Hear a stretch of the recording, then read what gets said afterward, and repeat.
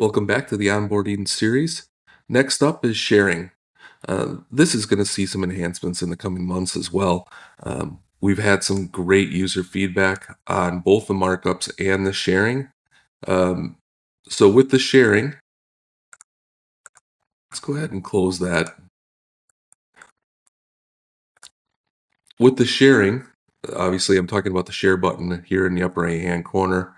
There's a few things. We've had some recent enhancements, mainly being able to embed the view of this model in an iframe on your website.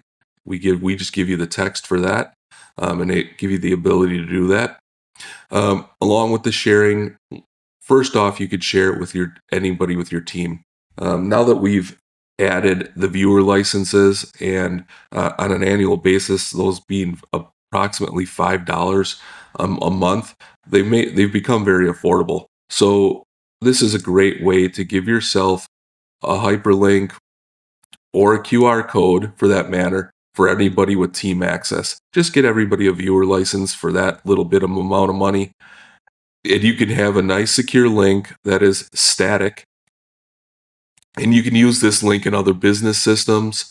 So you can use this in your ERP system, whatever, so that you can get a quick link to viewing files. Of course, these share view links show up in anything that we view.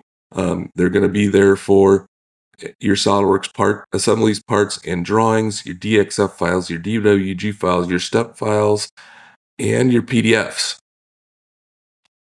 Now, moving on from that, of course, there's the visitor access links. The visitor access links don't require any type of license. So maybe you do have those users. Maybe there's a remote user, remote salesperson that's on the road constantly, but they do need to get to, would like to view some files that they can show customers, etc. The visitor access links don't require a license. They prompt you for a login when you click those, but you could click right past them and get right into viewing the files. So this is set to anyone with the link. You can see the hyperlink and the QR code. These links are also static. They're going to stay until you turn them off.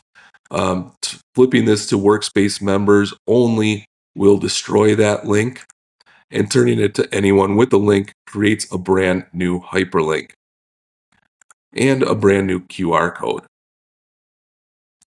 Something that's great for, whether you're using the team access or the visitor access, the QR codes, they can be printed on label paper, attached to parts bins. I've seen, that's probably the main use that I've seen with our customers for using those QR codes.